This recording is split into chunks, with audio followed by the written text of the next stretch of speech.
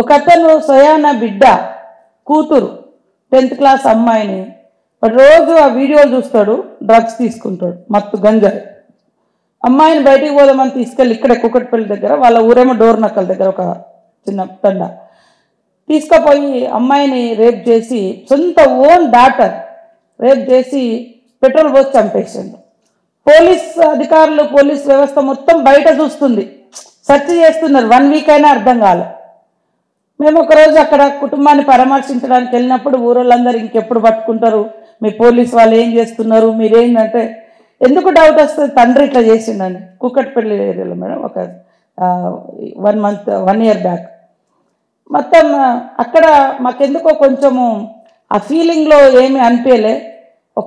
మళ్ళీ ఒకసారి కుటుంబంతో కూడా మాట్లాడండి సార్ అని నేను ఏసీపీ గారికి ఫోన్ చేసి 2 రోజులలో మొత్తం సీసీ కెమెరాలు మళ్ళీ కుటుంబం చుట్టూ అంతా చూసినప్పుడు బిడ్డను తీసుకొని పోయేటువంటి వీడియో తండ్రితో పోతుంటే ఎవరం డౌట్ పడం. కానీ ఒక్కసారి మళ్ళీ పరిశీలించి మళ్ళీ ఇంట్రాగేషన్ చేస్తే తండ్రి ఆ వీడియోలు ఎక్కువ చూస్తాడు సెల్ ఫోన్లో.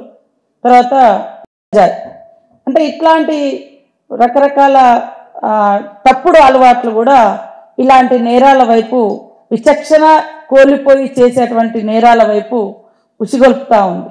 కాబట్టి మనం ఎంత అభివృద్ధి చెందినా మానవత్వము, మంచితనము, గౌరవము, సెక్యూరిటీ, పిల్లలను కాపాడుకోవడము ఇదంతా లేనప్పుడు ఇదంతా ఎంత ఉన్నా ఏం లాభం.